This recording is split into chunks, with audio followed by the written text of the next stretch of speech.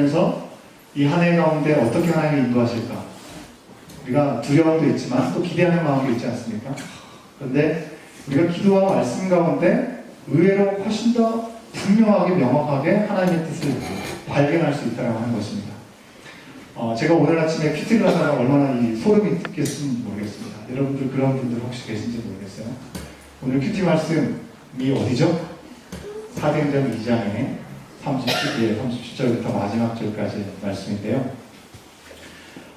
사실 우리가 올해 초에 이렇게 금요기도회로 바꾸고 그리고 첫 한 4주 동안에는 제주훈련을 하는 거에 대해서는 갑자기 정한 게 아니고요. 우리 정책당일 10월 달에 했습니다.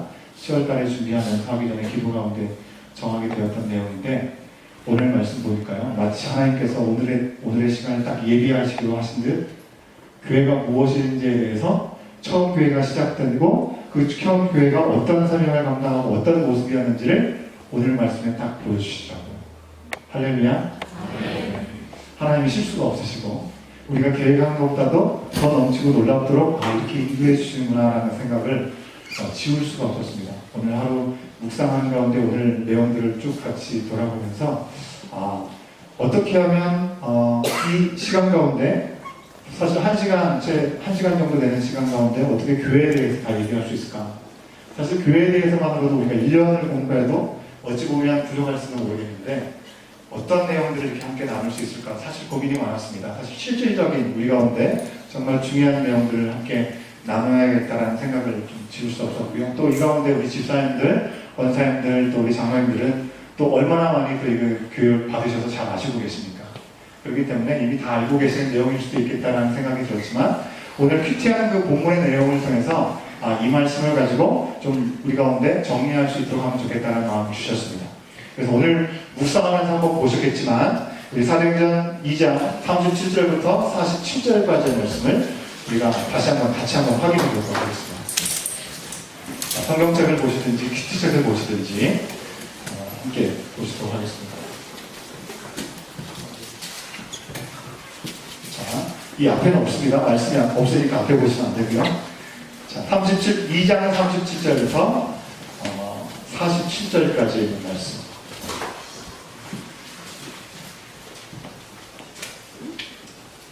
37절 제가 할게요. 38절 여러분이 읽으시고 한 절씩 교독해서 함께 보도록 하겠습니다. 37절 말씀 제가 먼저 읽습니다. 그들이 이 말을 듣고 마음에 찔려 베드로와 다른 사도들에게 물어 이르되 형제들아 우리가 어찌할꼬 하거늘 베드로가 이르되 너희가 예배하여 각각 예수 그리스도의 이름으로 세례를 받고 제사함을 받아라. 이하면 성령의 선물을 받으리니 이 약속은 너희와 너희 자녀와 모든 먼데 사람 곧 주 우리 하나님이 얼마든지 부르시는 자들에게 하신 것이라 하고 또 여러분과 자녀들에게 너희가 이기한 당시에 대해서 오늘 하나니 그 말을 받은 사람들은 세례를 받으매 이날에 신도의 수가 3,000이나 더하더라. 그들이 사도의 가르침을 받아 서로 의뢰하고 떠들며 오직 그와 그의 있습니다.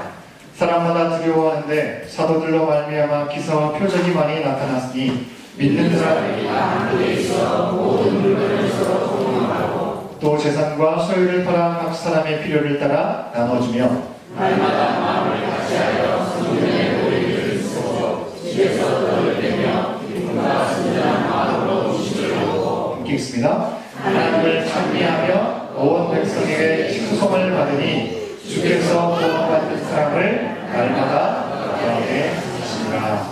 아멘. 아멘. 지금 되니까 우리 못 뵈던 분들이 이렇게 오셔서 같이 예배드리시 환영합니다. 고맙습니다. 우리가 사도행전 2장 37절부터 47절까지 말씀 속에 전에 없었던 교회 안에 사실 이제부터 교회이기 때문에 교회라고 얘기할 수도 없었겠죠. 이 모임 안에 새로운 모습들이 세워지게 되었다고 하는 것입니다. 이것이 바로 첫 교회라고 하는데요. 첫 교회는 어떤 사람들이 모여 있었습니까? 말씀해 보니까 37절과 38절 말씀해 보니까요. 어떤 사람들이 이 자리에 모이게 되었습니까? 보니까 복음을 듣고 마음에 찔려서 회개하고 그죠? 예수 그리스도의 이름으로 세례를 받고 죄사함을 받은 사람들 이 사람들이 무엇을 받는다고요? 받았다고요? 성령을 받았다고 말씀합니다. 마음이 찔렸대요. 그리고 회개하고 성령을 받은 사람들이 모인 것이 첫 번째 교회 모습 속에 보여지는 구성원의 모임이라고 하는 것입니다.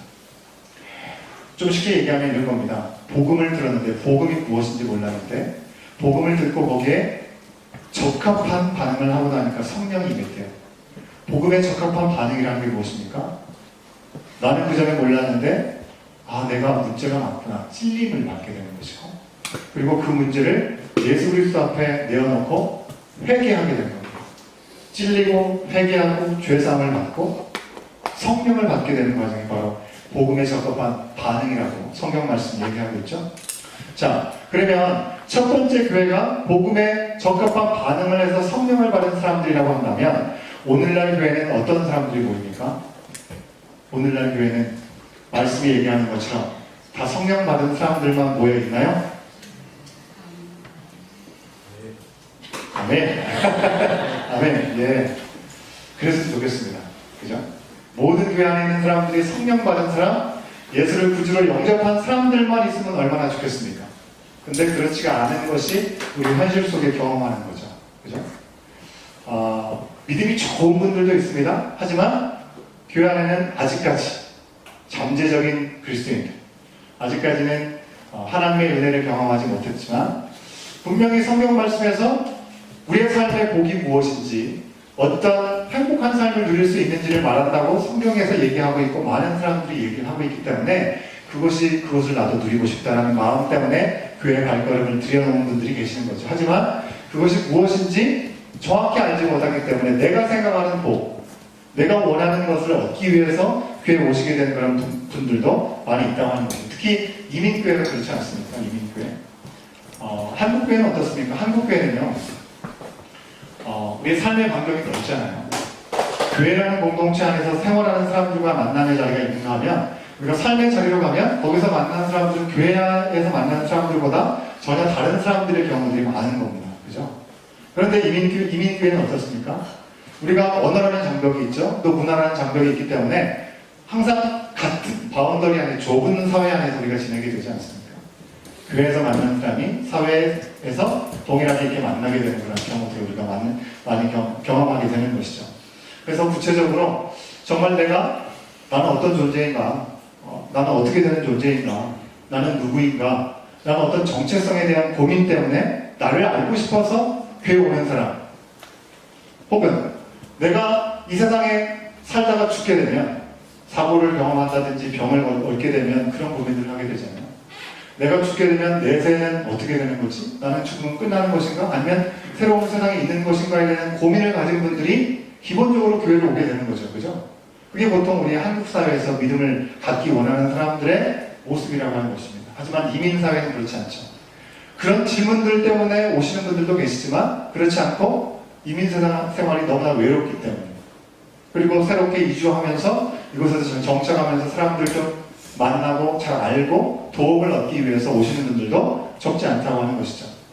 선배들로부터 좋은 정보를 얻기 위해서 교회에 발을 들여놓는 경우도 있는 것이죠. 응원을 받기 원하는 마음이 있기 때문에 그렇습니다.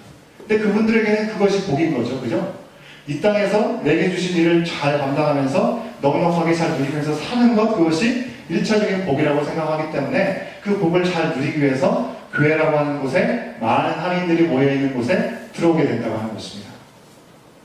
예수 안에서 또 교회로 나와서 복을 구하는 것, 그것은 너무나 중요한 것입니다. 우리 여러분들 착각하시면 안 되는 게 교회 복만 구하면 안 된다, 이런 기복적인 것 때문에 복을 구하면 안 되고 하나님을 바라봐야지, 그렇게 이렇게 말씀하시는 분들도 계신데 맞는 말씀입니다. 하지만 우리가 당연하게 하나님 앞에 복을 구하는 존재들이라고 하는 것입니다. 그것이 잘못됐다는 것이 아닌 거죠. 근데 그 복을 구하는데 그것이 목적이 되어서는 안 된다고, 그것보다 더한 하나님의 놀라우신 은혜가 있음을 기억하고 복을 구할 수 있어야 된다고 하는 것이죠. 근데 그 복이, 우리가 구하는 복이 진짜 복인지, 하나님께서 우리 가운데 예비하신 복인지, 그것을 확인할 필요가 분명히 있다고 하는 것입니다. 자, 그러면 성경과 달리 예수 그리스도의 복음을 듣고 주님 앞에 나온 사람이 아니라 그냥 다른 이유와 목적 때문에 교회에 온 사람들, 이 사람들에 대해서는 우리가 어떻게 해야 됩니까? 그냥 그 사람들은 교인이 아니다라고 우리 머릿속에서 지워야 되는 것입니까? 그 사람들은 같이 환영해서는 안 되는 사람들입니까? 어떻게 해야 되는 것입니까? 우리가 오늘 읽었던 사도행전 2장의 말씀, 그 상황은요, 우리가 지금 처해 있는 상황은 많이 다른 상황이라고 하는 것입니다. 지금 보시면요, 사도행전 2장에서 처음 교회가 시작되었습니다. 처음 교회가 시작될 때 사람들이 함께 유무성탕과 함께 성령의 충만한 은혜를 입게 되었는데, 그 상황은 지금 우리가 매일 만나던 사람들과의 만남 가운데 이어진 그런 모습 속에서 발생한 사건이 아니라고 하는 것입니다. 그죠? 그렇습니까? 자, 지금처럼 뭐 SNS, 매스미디어가 발달하는 시대가 아니었잖아요. 그죠? 어떻게 그 많은 사람들에게 성령께서 그 놀라운 역사를 우리 가운데 맛보게 하시고 알게 하시겠냐고 하는 것입니다. 물론 성령께서는 무소부재하시기 때문에, 전능하신 분이시기 때문에 각자 개인이 찬양하실 수 있죠. 하지만 우리 모두에게 동일하게 보게 하시고 듣게 하시고 역사하시는 것들을 경험하게 하심으로 공동체를 온전히 이루어나갈 수 있는 시간을 하나님은 미리 예비해 주셨다고 하는 거예요. 어떻게 해요? 유대인들은 하나님께서 명령하신 법에 따라 이 사람들이 해외로 이민해가지고 이주해서 살고 있다 할지라도 때가 되면, 명절이 되면 예루살렘에 모여서 하나님께 예배하는 시간들을 철저하게 지켰다고 하는 것입니다. 그 중에 하나가 오순절이라고 하는 거죠. 오순절. 77절이라고 우리가 알고 계시죠? 77절과 오순절은 같은 의미입니다. 77절은 77에서 49. 일주일을 7번 지내다 해서 77절이거든요. 77에서 49는 50일이 되잖아요. 그래서 오순절이라고 그렇게 얘기하는데요. 오순절에 세계 각각에 흩어져 있던 사람들이 한 곳에 모이게 된 겁니다. 예루살렘에. 근데 그때 성령께서 이 모여있는 150명의 다락방에 있었던 사람들을 통해서 놀라운 역사를 이루어주셨어요. 쉽게 말하면 이런 겁니다. 여기 함께 예배드리기 위해서 우리 같은 동족이 인도네시아에서 살고, 필리핀에서 살고, 저기 러시아에서 살고, 저기 남미 칠레에서 살고, 각각 사는데 한 번씩은 꼭 와야 되는 거죠. 이거에 나라의 뭐 하느냐, 거기 와야 되는 겁니다. 근데 거기 있는 사람들이 그냥 우리와 같은 1세대들이 아니라 2세대, 3세대 이런 사람들도 사는 건데, 그 사람들도 다 같이 오는 거거든요. 와가지고 예배를 드리는데 어느 순간에 성령께서 임하셔가지고 이 갈릴리에만 살고 있었던 이 사람들이 뭘 배우지도 못하고 그 나라에 가보지도 않은 사람들이 막 방언으로 얘기하는데, 먼 나라에서 이 인도네시아 말로 와가지고 이렇게 인도네시아 사람들이 왔는데, 인도네시아 사람들이 들어보니까 자기 말로 막 얘기를 하거든요. 복음에 대해서 얘기를 하는 겁니다. 다른 얘기를 하는 것이 아니라 각 나라의 말들로 얘기를 하는데, 예수 그리스도께서 우리를 위해서 십자가에 달려 죽으셨다라는 것, 그리고 우리를 위해서 다시 부활하여 사셨다라는 그 내용들을 제자들이 전하게 되었는데, 그 전하게 된 내용들이 각각 나라들의 말로 전하게 되었다고 하는 것이죠. 그래서 어제 말씀 우리가 살펴보면, 그제 말씀인가요? 사람들이 보면서 저 사람들이 제정신이 아닌가, 술 취해서 저런가 보다라고까지 얘기를 하는 일들이 벌어졌다고 하는 것입니다. 그런 일들이 벌어졌다고 하는 것입니다. 그런데 더 중요한 것은 오늘 말씀을 통해서 우리가 살펴본 대로 그런 얘기를 듣고 베드로가 설교를 하죠. 하나님께서 주신 놀라운 은혜가 성령을 통해서 우리 가운데 약속해 주신 그 내용으로 임하게 되었음을 분명히 얘기를 합니다. 그리고 나서 그들을 책망하죠. 너희들 유대인 너희들 때문에 예수님께서 돌아가셨고, 돌아가신 예수님은 다시금 살아나셨다라고 분명하게 얘기를 합니다. 어떤 그런 담대함이 생겼는지 모르겠어. 어디서. 그런데 그 얘기를 듣고 놀라운 일들이 벌어지게 되는 것이죠. 그 사람들이 어떻게 했다고 얘기합니까? 어떻게 했다고요? 자복하고 찔림을 받아가지고 하나님 앞에 꼬꾸라지게 된 것입니다. 죄사함을 받고 세례를 받고 하나님의 자녀가 되는 은혜를 누리게 되었다고 하는 거죠. 성령의 임하심을 경험하게 되었다고 하는 것입니다. 그래서 모인 사람들이 교회가 되었다고 성경 말씀 우리 가운데 얘기할 수 있는 거죠. 다 아시겠지만 제가 꼭 해야 되는 질문이 하나 있습니다. 제가 여러분에게 질문 드리는 말씀에 요즘 한국에서 유행하는 답이 있습니다. 그 유행어로 답해 주시면 좋겠는데, 아마 우리 여기 나라에 모여서 그 유행어가 도착하지 않았을지 모르겠습니다. 예전에는 개그맨이었는데요. 별로 빛을 발하지 못하다가 요즘 모 방송에서 이렇게 떠가지고 이렇게 유행어를 쓰고 있는 개그맨이 있는데요. 혹시 들어보셨습니까? Great. stupid 들어보셨습니까? 뭔가 정답이고 뭔가 맞고 잘하고 있으면 뭐라고 한다고요? 다 같이 시작. 좀 더 크게. 그건 잘못됐고 오답이고 잘못되었다. 좀 엉망이다. 잘못됐다 하면 stupid. 예. great 혹은 stupid 이렇게 답을 해주시면 좋겠습니다. 자, 질문입니다. 교회는 건물이다. stupid. stupid입니까? great입니까? 예, stupid 많은 것 같습니다. 근데 great도 많이 계신 것 같습니다. 자, 정답을 구글한테 한번 물어보도록 하겠습니다. 여러분, 구글이 모르는 게 없지 않습니까? 구글에다가요, 나나이모 할인 장로교회 딱 치면 뭐 나오신지 아십니까? 나나이모 할인 장로교회 구글에 치면 이렇게 나옵니다. 이 그림 나오잖아요, 그죠? 여기가 어디입니까? 성막으로 보이세요? 여기 어디서 많이 보던 데 아니에요? 우리 교회 본당이거든요. 그죠? 우리 교회 본당입니다. 자, 구글, 모르는 것이 없는 구글이 우리가 아는 교회가 무엇이냐 물어보니까 교회 건물을 싹 보여줬습니다. 자, 그러면 정답은 그레이트 맞습니까? 예, 그레이트 맞을까요? 제가 나라에 와서 첫해 이거 와가지고 얼마 지나지 않아서 새해를 맞지 않았습니까?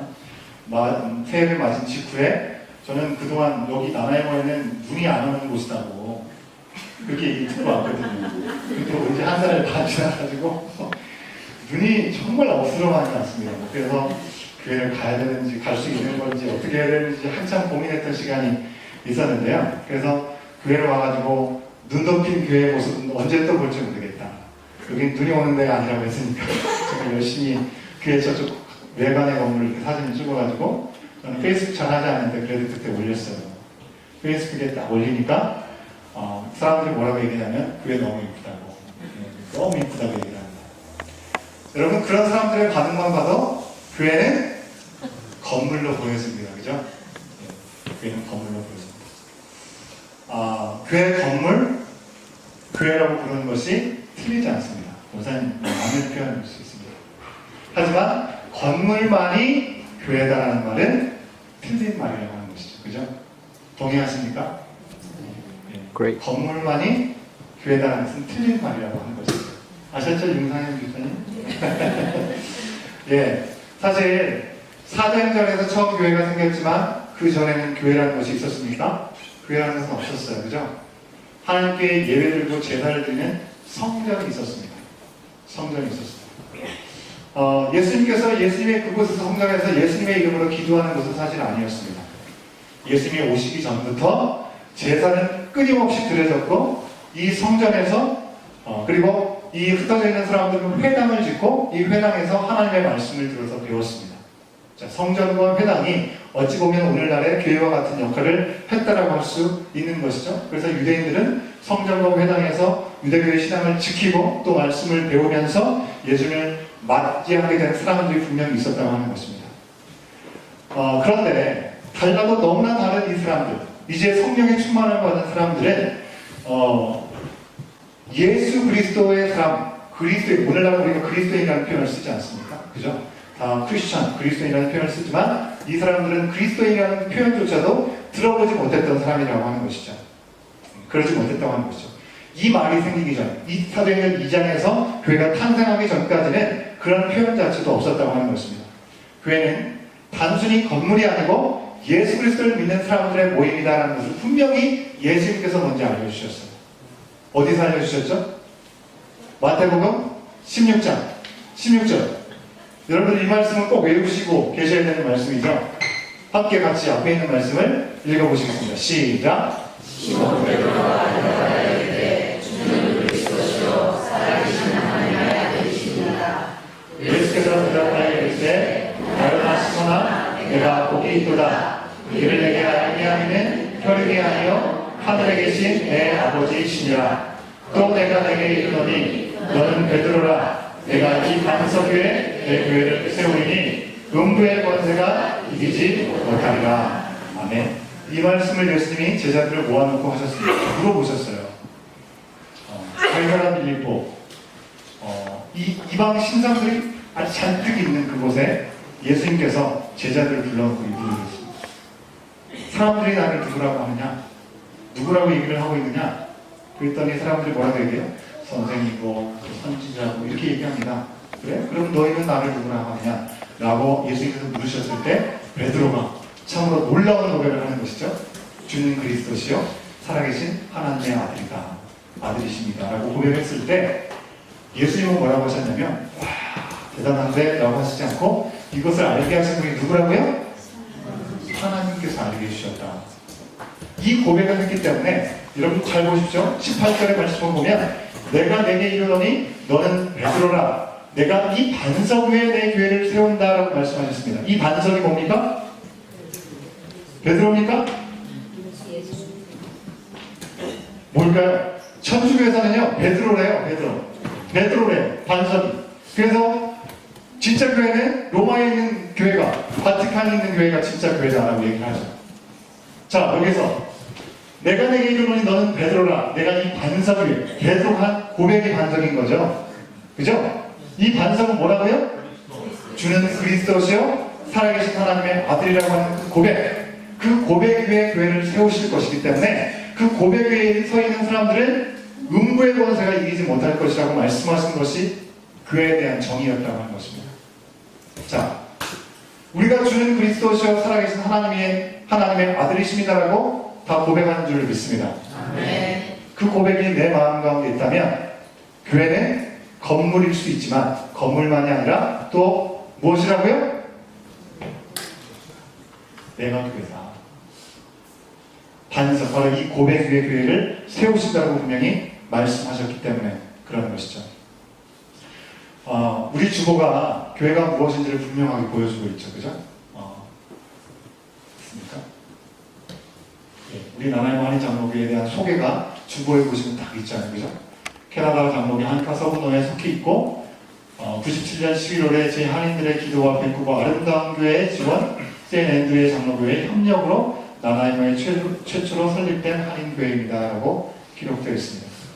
이 사람들이 모여있는 곳이 한인교회다라고 얘기를 하고 있는 것이죠. 사람이고 회중이고 공동체가 바로 교회라는 사실을 우리는 늘 기억할 수 있어야 된다는 것이죠.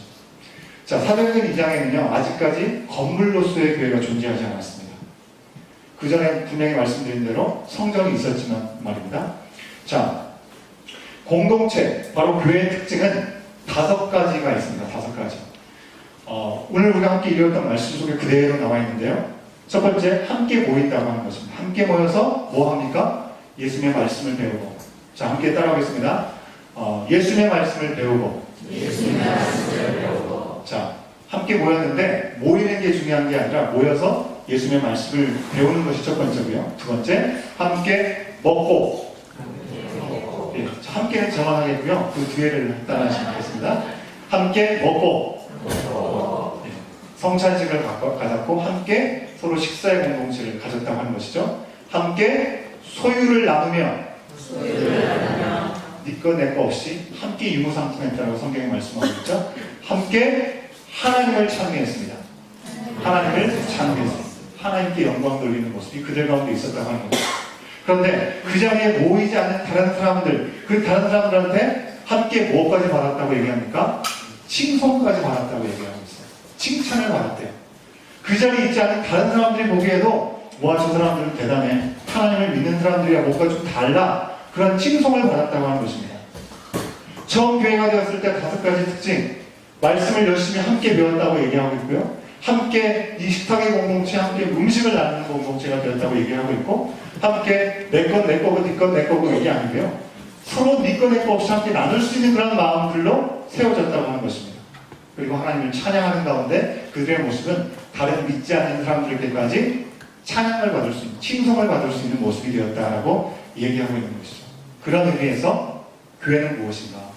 교회는 청탑이 있어야만 교회고, 긴 의자가, 장의자가 있어야 교회고, 십자가 없으면 교회가 아니고, 그렇지 않다고 하는 것입니다. 예수를 살아계신 주님이시고 하나님의 아들이라는 고백을 우리가 하고 있다고 한다면 그곳이 아무리 허름하고 아무리 초라한 곳이라 하더라도 그곳은 이미 뭐라고요? 교회라고요. 근데 그 모여 있는 사람들이 무엇을 하느냐가 정말 중요하다고 하는 것입니다. 무엇을 하느냐. 이런 교회의 모습이 초대교회는요, 사실 교회에 대해서 고민할 필요가 별로 없었어요. 왜냐하면 성령께서 역사하셨기 때문에 그들이 모인 거거든요. 그리고 그들 안에는 별로 문제가 없었습니다. 그런데 문제가 언제부터 생기느냐? 1903년이 아니라 303년 교회가 박해를 받기 시작합니다. 로마 제국으로부터. 박해를 받으니까 믿었던 사람들이 순교를 하죠. 다 순교합니까? 아니죠. 나는 예수님을 모른다, 예수님을 믿지 않는다, 예수님이 틀렸다라고 얘기하는 변절자들이 생기는 겁니다. 배교하는 사람들이 생겨요. 그러니까 교회가 무엇인지를 고민할 수밖에 없습니다. 왜요? 우리 다 한 마음으로 성령에서 하나 되게 하신 것을 지키는 공동체였는데 조금 외부에서 어려움이 오니까 누구는 예수님을 인정하고 버리고 거짓을 행하고 이런 사람들이 교회가 될 수 있느냐라는 고민을 갖기 시작하게 되었다고 하는 것이죠. 그러면서 교회에 대해서 많은 질문들을 갖기 시작하게 되는 것입니다. 그리고 313년에 콘스탄틴에 의해서 교회가 나라가 인정하는 교회가 되어버리잖아요. 그리고 그때부터 교회가 얼마나 튼튼한 아주 웅장하고 멋지고 권력을 가진 교회가 됩니까? 그러다 보니까 그 안에 많은 사람들이, 유력한 사람들이 모이게 되는 거죠. 힘 있는 사람, 돈 있는 사람들이 모이게 되는 거죠. 그리고 그 안에서 성직자, 평신도가 구분되게 되는 것입니다. 제도가 생기고 직제가 생기게 되는 것이죠. 그러면서 교회에 대한 세부적인 내용들이 세워지게 됩니다. 이런 교회, 저런 교회, 너무나 다양한 교회가 있어서 381년에 콘스탄티노플에서 교회 공동체가 무엇인가에 대해서 같이 회의를 해가지고요. 이 교회는 이런 것이다라고 딱 특징을 지은 4가지가 있습니다. 이 4가지는 우리가 수요 성경 공부할 때도 제가 잠깐 언급한 적이 있어요. 뭘까요, 4가지? 자, 한번 따라하겠습니다. 하나의, 좀 더 크게. 하나의, 거룩한, 보편적인, 사도적인 교회. 이 4가지가 교회의 표지가 되었습니다. 오늘날에 이르기까지 우리가 사도신경은 우리가 믿음의 선배들이 고백한 것들, 우리가 그 신앙을 이어받아서 고백하고 있는 거잖아요. 그죠? 거기서 얘기하고 있는 많은 부분들이 포함되어 있는데, 자, 하나의 교회, 거룩한 교회, 보편적인 교회, 사도적인 교회, 이 4가지의 특징을 우리가 교회로서 잘 알고 계시는 게 참 중요합니다. 하나의 교회라는 것은 무엇일까요? 하나의 교회라는 것은 여러분들 어렵지 않게 생각하시면 됩니다. 교회가 얼마나 많이 분열됐습니까? 분열됐죠, 그죠? 근데 분열 가운데 우리의 인간의 연약함이, 부족함이 있지만 그 가운데서 하나님은 선하게 역사하시기 때문에 교회가 오늘날까지 발전해 올 수 있었습니다. 이 모든 교회는 하나의 교회라고 하는 것입니다. 자, 왜 하나의 교회입니까? 자, 성부 하나님, 성자 예수님, 성령 하나님은 서로 다른 역할들을 하고 계시지만 한 분으로 계십니다. 그죠? 그래서 삼위일체라고 하죠. 그 삼위일체 하나님의 속성을 이어가는 우리들, 그분을 고백하는 우리들이 교회이기 때문에 교회는 하나라고 하는 것입니다. 하나일 수밖에 없다고 하는 것입니다. 다양성이 분명히 존재합니다. 우리 하나님께서 세 인격으로 계시지만 다양하게 서로 다르게 사용하고 계시지만 분명한 한 분으로 계시기 때문에 우리의 몸된 교회 공동체도 다양한 모습이 분명히 있습니다. 하지만 이 다양함 속에서 통일된 하나의 모습, 바로 예수 그리스도 복음의 능력, 말씀이 우리 가운데 하나로 주장됨을 우리가 기록할 수 있어야 되는 그것에 대해서 우리가 타협해서는 안 된다고 하는 것이죠. 그것 안에서 우리가 하나를 일치를 이룰 수 있어야 된다는 것이고요. 거룩한 교회라는 건 무엇입니까? 복음을 통해서 성령의 역사, 예수 그리스도와 연합하게 되었습니다. 그런데 우리가 거룩합니까, 여러분? 여러분, 우리가 거룩합니까? 예, 아니시래요. 우리는 거룩을 향해서 달려가는 존재들입니다. 하지만 그럼에도 불구하고 우리는 원죄를 갖고 있고, 우리가 1월 1일 날 결심을 했지만 5일이 지나가기도 전에 우리가 결심한 것들이 깨어지고 우리가 무너지는 걸 경험하잖아요. 그죠? 얼마나 연약하고 죄된 존재인지를 우리는 매 순간순간 고백할 수밖에 없습니다. 그럼에도 불구하고 교회는 거룩한 곳이다. 왜 그걸 거룩한 곳입니까? 모여있는 사람들이 거룩해서? 아니요. 거룩해져야 되는 사람들이지만 예수 그리스도께서 피값으로 우리를 구원해 주셨기 때문에 그 예수 그리스도 때문에 예수님께서 교회의 주인이 머리가 되시기 때문에 그 거룩한 공동체를 향해서 우리는 부르심의 상을 얻기 위해서 마지막 순간까지 거룩함에 경주를 해 나가야 된다고 하는 것입니다. 그것이 교회가 가져야 될 중요한 부분이라고 하는 것이죠. 자, 그리고 세 번째 보편적인. 자, 영어로 보면 캐톨릭이라는 그런 표현을 씁니다. 그죠? 캐톨릭, 로마 캐톨릭 그 교회는 이 캐톨릭 쓸 때 캐피털 C, 큰 C를 쓰고요. 우리가 보통 쓸 때는 스몰 그 C를 씁니다. 그냥 캐톨릭 교회를 상징하는 캐톨릭이 아니라 보편적인, 우주적인 교회를 표현할 때 보편적이라는 말을 씁니다. 그래서 우리가 다른 표현으로 유니버셜, 제너럴 이런 표현을 쓰기도 하는데요. 이것은 무슨 얘기냐면 시대를 초월하고 공간을 초월해서 하나님의 역사는 동일하게 성령께서 주장하시고 운행하시기 때문에 과거의 교회와 우리와는 다른 교회고 단절된 교회고 옆에 있는 이웃 교회와 우리 교회는 교단도 다르고 서로 추구하는 바가 다르기 때문에 교리가 다르기 때문에 다른 교회다. 그것이 아니라고 하는 것입니다. 우리 모두는 성령께서 하나님으로 주신 그 고백 위에서 세워진 교회고 그 진리가 변하지 않는다면 모든 교회는 보편적인 교회라고 하는 것입니다. 절대로 우리 적이 아니라는 것입니다. 교회가 진리 안에 있다고 한다면 절대로 우리 교회로 더 와야 되고 저 교회로 가면 안 되고 이런 게 아니라는 것입니다. 하나님의 나라를 세워가는 교회 공동체로 부르신 같은 교회들이라고 말씀하고 있는 것이죠. 자, 마지막 사도적인 교회라는 것은 당연하겠죠. 사도들을 통해서 우리 가운데 가르침을 주신대요. 복음이 선포되었고 그 말씀대로 살아가는 것을 이야기하고 있기 때문에 오늘날의 교회도 사도들의 전성을 따라서 우리가 믿음 생활하고 있기 때문에 하나님의 백성으로서 교회 자녀로서의 교회의 모습을 가져야 됨을 얘기하는 것이죠. 그래서 네 가지의 표지를 가지고 있다는 것. 니케아 신조에 나와 있는 것이죠. 다시 한번 같이 따라하겠습니다. 하나의 거룩한 보편적인 마지막은 사도적인 교회. 그 네 가지를 아실 수 있으면 좋겠습니다. 자, 초대교회와 달리 이제 교회의 역사가 시작되면서 시스템이 구축되었습니다. 그리고 교회가 무엇인지 많은 회의를 통해서 이제 이 네 가지는 반드시 교회의 표지로 있어야 된다는 것을 우리 가운데 알려주게 된 것이죠.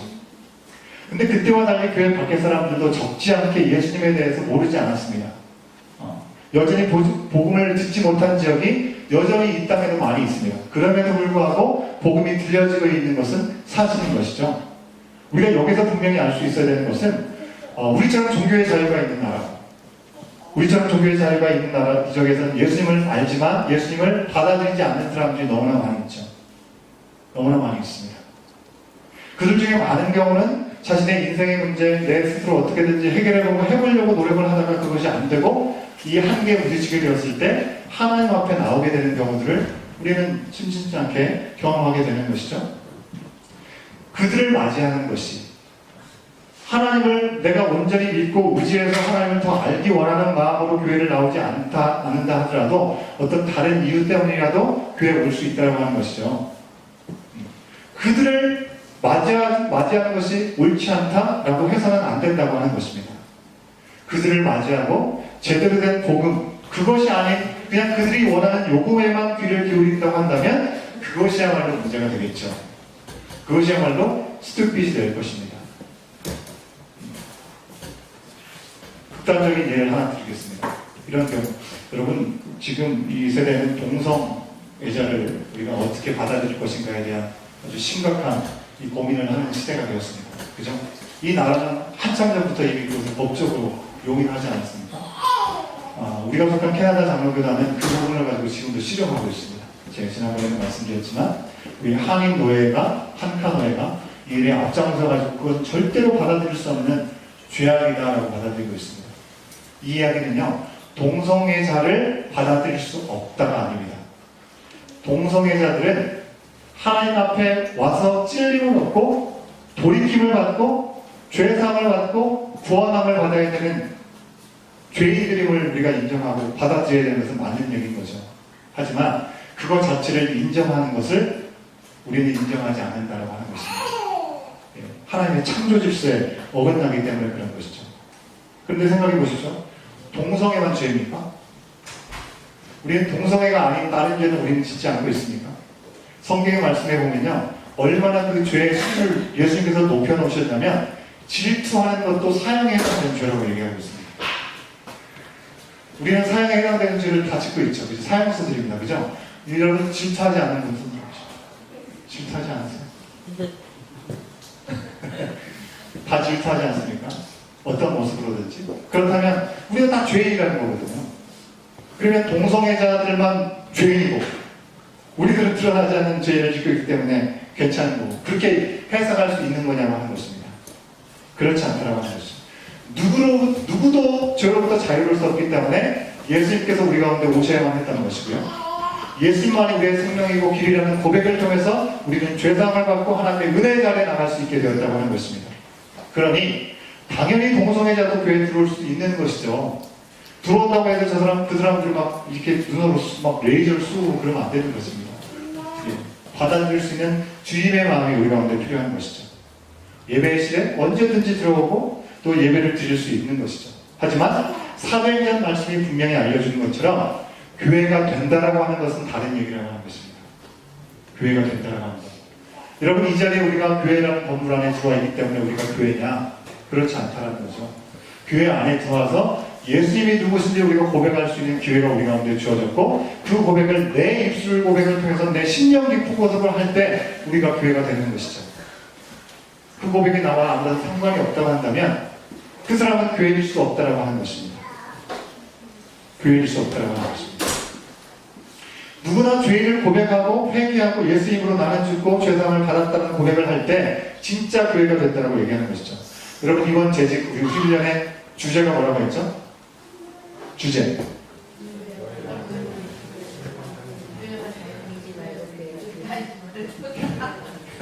말씀을 해주세요. 자, 따라하겠습니다. 교회만 다니지 말고 교회가 되라. 자, 이어서 하겠습니다. 교회만 다니지 말고 교회가 되라. 들어보셨습니까? 이 표현은? 어디서 들어보셨습니까? 우리 교회 말고 다른 데서. 어디서 들어봤어요?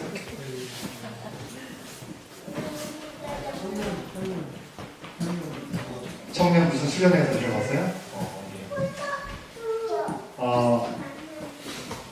이 말은요, 우리 옆 동네 시애틀에 있는 형제교회라고 있습니다. 이 형제교회를 지금 담임하고 계시는 우리 권진 목사님이라는 분이 이제 하시는 말인데 이분이 만들어낸 말은 아니고요.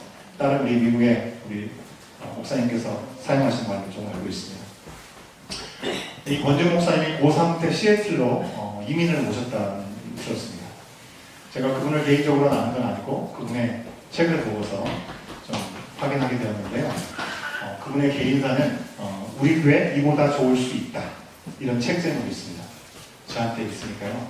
빌려드리도록 하겠습니다. 참고로 우리가 올해에는 우리가 신앙사적을 함께 좀 나눠서 읽는 시간을 좀 가지려고 합니다. 그래서 주보 광고에 책을 소개하기도 하고 또 책을 여러분들 되게 좋은 신앙사적이 있으시면요.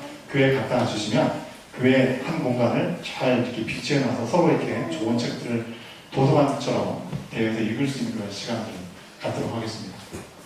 우리 교회 이보다 좋을 수 있다라는 책에 그분의 내용들이 잘 담겨져 있는데요. 이분이 이런 얘기합니다. 대학교 다닐 시절 시애틀에서 고등학교를 다니고 대학을 가는데 LA로 가신 거죠. LA에서 신학 공부도 하고 거기서 전도사님으로 목사 한 수까지 받으셨습니다. 그런데 이제 LA에서 신학교를 다니다 보니까 시애틀에 오고 가실 때가 있으시지 않으시겠습니까? 근데 오시게 되면서 이 모교인 교회에 오실 때마다 항상 이 두 가지에 대해서 안타까움이 있으셨다고요. 첫 번째는 뭐냐면 방학 때 집에 갈 때면 그동안에는 같이 신앙생활하고 커왔던 친구들이 교회에 없는 거죠. 교회를 다 떠나간 겁니다. 2세대. 그래서 떠나서 안 보이는 거예요. 그것이 너무나 속상했던 거죠. 여러분들도 다 알고 계시는 거지만 1세대들, 우리 신앙의 선배들이 참 믿음에 잘 지키기 위해서 애를 쓰시지만 우리 자녀들이 보일 때 부모님들의 신앙과 삶이 괴리된 모습, 뭔가 좀 이율배반적인 것 같은 그런 모습, 이런 것 때문에 교회를 많이 떠나가게 된 그런 모습에 대해서 안타까워 하셨습니다. 두 번째는 뭐냐면요, LA에서 폭동이 있지 않았습니까? 그죠? LA에서 폭동이 있을 때 한인 상가들이 많이 불에 타고 많은 소지를 내게 되었습니다. 소유를 다 빼앗기게 되는 것을 보면서 1세대가 우리 자녀들에게 물려줄 수 있는 것은 가계나 어떤 안정이 아니고 신앙을 물려줘야 된다는 것을 분명하게 생각하게 되었다고 하는 것이죠. 그래서 그런 도전을 받고 한국에서 미국에서 사역을 하는 가운데 하나님께서 또 특별히 부르셔서 모교했던 이 시애틀 형제교회로 부름을 받게 되신 것입니다. 27년 되었던 전통적인 교회였습니다. 자신의 모교이기도 했던 것이고요. 그런데 기존 세대와 다음 세대, 이 두 세대 간에 정말 뭔가 다른 교회들에게 본이 될 수 있는, 부흥의 본이 될 수 있는 귀한 시간을 하나님께 허락해 주시기를 간절히 기도하는 가운데 사역에 임하셨다고 합니다. 우여곡절 끝에 지금은 교회만 다니는 사람들이 아니라 각 성도들이 교회가 되어서 비전을 공유할 수 있는 은혜를 주셔서 교회가 되어서 교회인데도 다른 교회를 섬길 수 있는 일들을 감당하는 교회가 되었습니다. 여러분, 교회가 교회를 섬기는 일이라면 어떤 것을 얘기할 수 있을까요? 그 교회가 많은 일들을 어떤 매뉴얼들을 잘 세워가지고요, 연약한 교회, 뭔가 교회가 바로 세워지길 원하는 교회들에게 그런 자신들이 세워놓은 그 매뉴얼을 무료로 이렇게 아낌없이 전해주는 것입니다. 그 일을 위해서 한 2박 3일 동안에 컨퍼런스를 내는 거예요. 이 세계 각곳에 있는 교회 리더십들, 목사님들, 장로님들, 권사님들 할 것 없이 2박 3일 동안 아주 이 황제라고 할 수는 없겠고 아주 좋은 대우를 해드리면서 그들이 갖고 있는 노하우들을 잘 전수하는 컨퍼런스를 하는 겁니다. 제가 알기로는 2년에 한 번씩 하는 걸로 알고 있는데 그 시간을 통해서 많은 교회들이 힐링을 얻고 리더십들이 힐링을 얻고 그리고 교회가 나가야 방향이 무엇인지를 도전받는 시간들을 갖고 있어요. 그런 의미에서 우리 교회도 가깝기 때문에 그런 시간들을 가져볼 수 있는 교회를 가지면 참 좋겠다는 생각을 해보게 됩니다. 그 교회가 얘기하는 것이 아이교회라고 얘기합니다. 아이교회. 한번 따라 하시겠습니까? 아이교회. IM 교회라고 하는데요. IM 교회 이런 교회가 아니고요. I는 I하고 M이라는 것은 이런 말입니다. I am a missionary의 약자를 IM만 쓴 겁니다. 나는 선교사입니다라는 거 약간 구호처럼 그렇게 사용하고 있는데요. 그저 내 삶에 필요한 복을 구하는 것에 멈추는 것이 아니라 자신들이 각각 그리스도 안에서 복이 되고 선교적인 삶을 살아가는 믿음의 지체, 교회가 되자라는 그런 구호를 가지고 교회가 지금까지 달려가고 있다고 하는 것이죠. 여러분, 저도 경험이 있지만 여러분들 경험이 있으실 거예요. 단기 선교같이 특별한 시간에 부르심을 받고 그곳에 막 내 몸을 다 던져가지고 사역을 할 때는 정말 놀라운 일들을 많이 경험합니다. 정말 하나님이 살아계시는구나. 우리 함께 기도할 때 그 가운데 하나님 역사하시는구나. 얼마나 신이 나는지 모릅니다. 그런데 단기 선교가 끝나고 공항에 도착해서 돌아오는 그 순간부터 그 단기 선교에서 경험했던 그 모든 것들은 거기다 다 두고 오는 거죠. 그죠? 내 삶의 자리에서는 더 이상 그런 역사에 대한 것을 생각지도 기대하지도 않은 것이 보통 우리들의 모습이라고 하는 것입니다. 근데 그런 이유가 무엇이냐? 교회에 대한 잘못된 이해를 갖고 있기 때문에 그렇다. 교회를 건물로 생각하기 때문에 우리가 교회에 가서 거기서 예배를 드리고 거기서 은혜를 받고 나와서는 또 교회에서 떠나왔기 때문에 전혀 다른 존재로 살아가게 된다고 하는 것이죠. 그러지 말자는 것입니다. 교회로서, 미셔너리로서 우리가 하나님의 은혜를 경험했으면 그 은혜를 경험한 그 놀라우신 맛을 보는 그 경험을 가지고 내가 살아가는 삶의 자리에서 더 본격적으로 하나님을 섬길 수 있는 자의 자리를 놓치지 말고 가자라고 얘기를 하고 있는 것이죠. 제가 2년 전에 휴가 때 형제교회를 한번 방문했습니다. 그래서 예배를 드렸는데요. 평신도들이 정말 열정을 가지고 찬양사에게 임하고 하라고 각 구분해서 헌신되게 사역하는 모습을 보면서 도전이 되었습니다. 여러분, 그러면 형제교회는 완벽한 교회일까요? 그 교회는 별 문제가 없을까요? 어떻게 생각하세요? 왜 문제가 없겠습니까? 제가 지난번에도 한번 말씀을 드렸는지 모르겠습니다. 오늘 오지 않은 분들 위해서 녹화를 하고 있는데 이 부분 자르셔야 될 것 같아요. 예배를 드리고 나오는데요. 보이시죠? 그렇지 않겠습니까? 목숨을 걸고 신앙생활 한다면 뭐 조그만 일 가지고 떡 한 조각 먹는 것 같다면 시비 걸 일이 뭐가 있겠습니까? 그렇죠?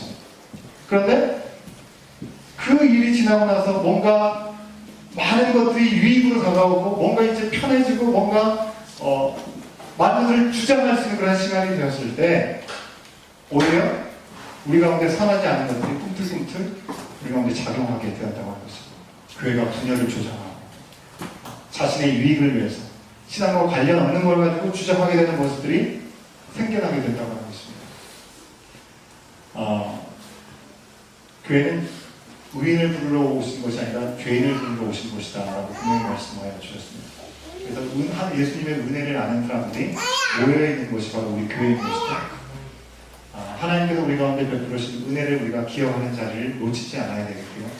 그 은혜를 놓치지 않고 정말 내가 교회다, 내가 부름받은 삶의 자리에서 예배자가 되어야 된다, 그 사실들을 놓치지 않는 저와 여러분 우리가 될 수 있기를 간절히 소원합니다. 존 메가다라는 분이요, 교회 해부학이라는 책을 썼어요. 시간이 많이 갔기 때문에 제가 그냥 간단하게 말씀만 드리겠습니다. 무엇이신 그리스도의 몸된 교회의 뼈대. 교회의 뼈대가 무엇인지를 이렇게 얘기합니다. 교회의 뼈대. 자, 여기에는 뼈대가 있고 또 내부 조직이, 우리 몸을 생각하시면 됩니다. 뼈대가 있고 내부 조직이 있고 살이 있고 근육이 있고 이렇지 않습니까? 그런 비유를 통해서 말씀해 주고 있는데요. 뼈대는 하나님을 경외함, 하나님 중심의 삶을 사는 것이 뼈대가 되어야 된다는 것입니다. 두 번째, 성경의 절대적인 권위. 성경은 어떤 순간에도 변함이 없는 절대적인 진리의 말씀인 줄 믿습니다. 예. 그리고 건전한 기독교의 교리. 우리의 교리가 말씀으로부터 어긋나지 않아야 된다는 거고요. 개인적인 성결, 우리 삶으로의 적용이 분명히 있어야 된다는 것이고, 그리고 영적인 권위가 있어야 된다고 하는 것입니다. 영적인 권위. 이런 것들이 교회 안에 반드시 있어야 되는 뼈대라고 하는 거예요. 자, 이 뼈대 위에 몸의 생명력을 구하는 내부 조직으로는 이렇게 얘기합니다. 자, 이 뼈대 위에서 조직들이 잘 세워지기 위해서는 함께 따르겠습니다. 순종, 사랑, 연합, 자원봉사, 기쁨, 평안, 감사, 자기 훈련, 책임, 용서, 의뢰, 융통성, 성장, 신실함, 소망, 이런 이야기들을 담아내고 있습니다. 나중에 기회가 되면 한번 말씀을 드리도록 하겠고요.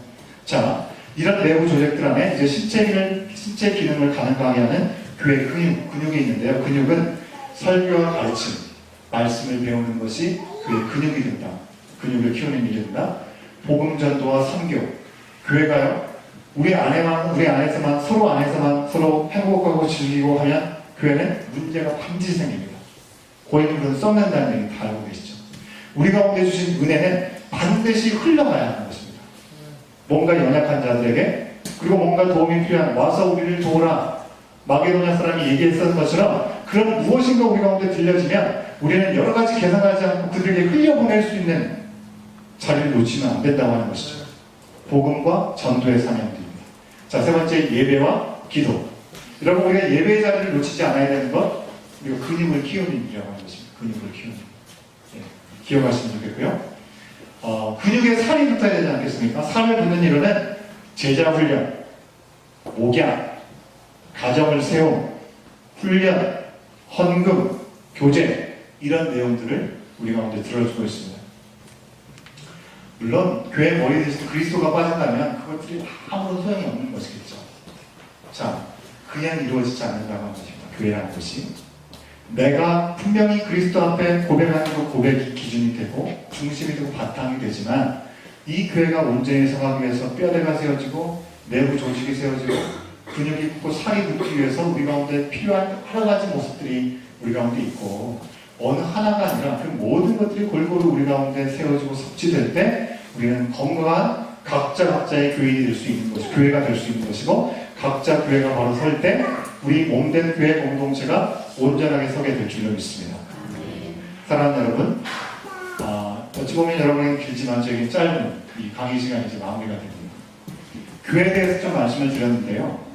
우리 교회가 어떤 부분이 성경적으로 또 회복학적으로 어떤 부분이 부족한가, 어떤 부분은 잘 감당하고 있는가 돌아볼 수 있어야 됩니다. 내 삶에 있어서도 어떤 부분들이 부족한지를 잘 돌아볼 수 있어야 되겠고, 그 부분들을 잘 세우고 채울 때 능력의 교회로, 하나님 마지막 때 사용하시는 찾으시는 일꾼의 교회로 온전히 서게 될 줄로 믿습니다. 성경이 분명히 우리 가운데 우리가 교회라고 말씀하고 있습니다. 고린도전서 3장 16절 말씀 함께 읽습니다. 시작! 크게!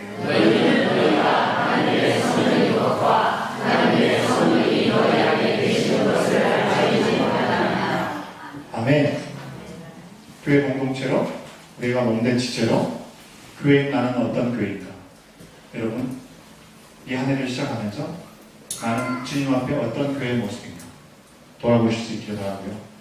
오늘 말씀을 보면서 정말 하나님 앞에 온전한 교회의 모습으로 서가기를 다시금 다짐할 뿐만 아니라 성령께서 임하실 때 교회가 시작되었고 성령께서 내주하실 때 놀라운 성령의 역사로 교회가 어떤 역할을 하는지 우리는 사도행전 2장 말씀에서 보고 있는 것처럼 그 성령 하나님을 끊임없이 초청하고 요청하고 그분의 인도하심 앞에 서갈 수 있는 저와 여러분들 주께 간절히 소원합니다. 기도하시겠는데요. 기도하시기 전에 우리 아까 했던 그 찬양을 한 번 더 하도록 하겠습니다. 일하는 교회 대비하셔서